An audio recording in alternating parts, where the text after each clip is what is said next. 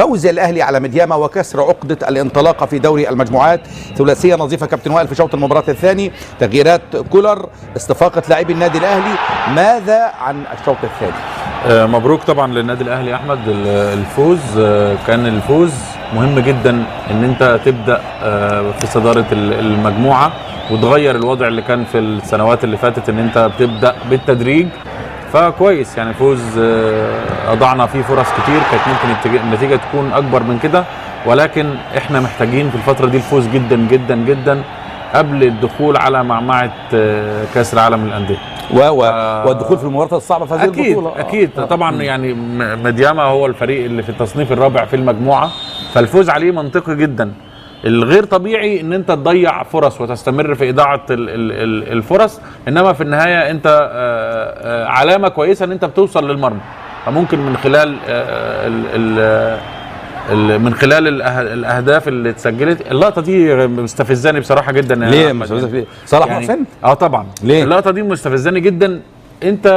احنا عمالين نشتكي في مشكله راس حربه في النادي الاهلي من اول السنه ومن سنين فاتت. تيجي لك الفرصه تلعب، يوم ما تجيب جول تروح تعمل للجمهور كده.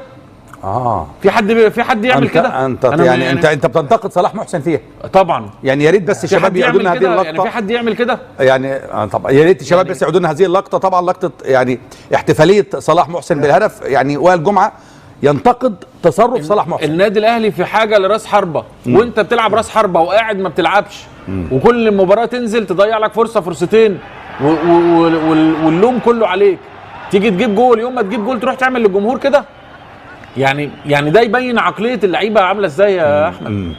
يعني حاجه بس يمكن يكون بيعملها يعني مش للجمهور، بيعملها لمين؟ بيعملها لمين؟ ده بيشاور وشه للجمهور وبيكلم الجمهور. انت يعني بلا ارضيه في حد في الدنيا يعمل كده؟ لا طبعا يعني مش منطقيا. فطبعا هو تصرف يعني تصرف احنا بنعاني في راس حربه. انت راس حربه راجل تنزل تجيب جول بدل ما تكسب ثقه الجمهور وتستحوذ على ثقه الجمهور، تروح تعمل كده للجمهور اللي بيشجعك وبينادي عليك.